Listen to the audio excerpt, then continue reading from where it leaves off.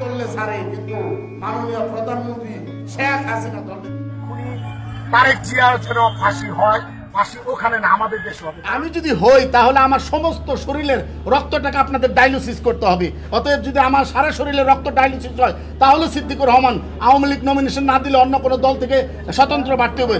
Because এটা কখনোই সম্ভব না, কারণ যদি আমার পুরো ব্লাড সার্কুলেশন চেঞ্জ করে দেন তারপরেও সম্ভব না, একটা মাত্র কারণেই, কারণ আমি আমার পরিবারের মুখ থেকে বঙ্গবন্ধুর কথা শুনেছি এবং আমি পরিবারের মুখ থেকে জয় বাংলা জয় বঙ্গবন্ধু শিখেছি।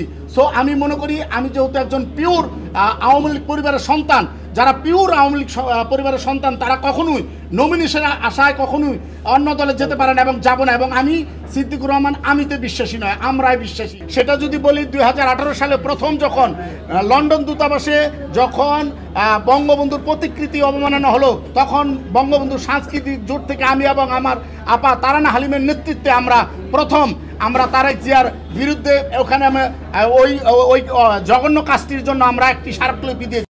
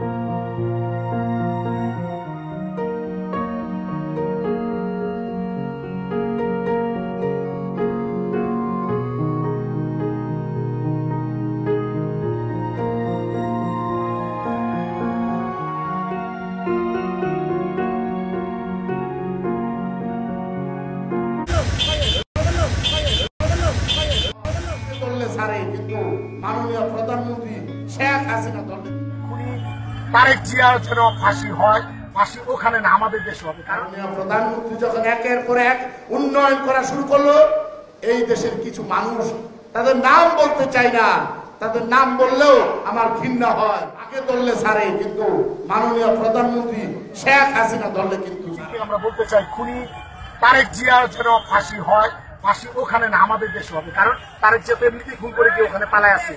আলটিমেটলি সে লন্ডনে গিয়ে আবার শুরু করেছে যে একটি দূতাবাস মানে একটা দেশের সার্বভৌমত্ব এবং একটা দেশকে প্রতিনিধিত্ব করে, সেই দেশের দূতাবাসের হামলা করা হয়, আমাদের সার্বভৌমত্ব।